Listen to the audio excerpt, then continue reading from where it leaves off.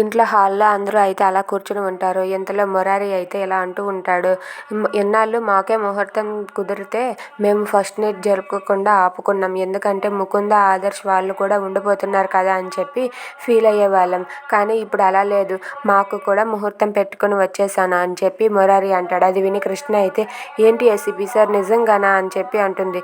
అవును, మనకు కూడా ముహూర్తం కుదిరింది, వాళ్ళతో పాటే మనకు కూడా శోభనం అని చెప్పి అంటూ ఉంటాడు.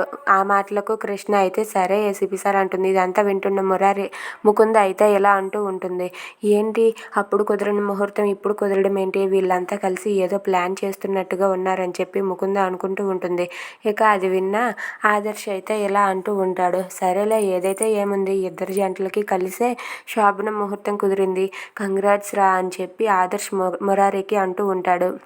ఇంతలో ముకుంద అయితే ఇలా అంటూ ఉంటుంది, అది కాదు అత్తయ్య, ఆ పంతుల దగ్గర కుదిరింది ఈ పంతుల దగ్గర ఎలా కుదిరిందని ఆలోచిస్తున్నానని చెప్పి రేవతితో అంటూ ఉంటే, ఏం లేదు ముకుంద, ఆయన గ్రహచారం బట్టి చూశారు, ఈయన వేరేగా చూశారు అంతే అని చెప్పి కృష్ణ అంటుంది. అది విని ముకుంద మౌనంగా ఉంటుంది. If you like this video please like, share and subscribe.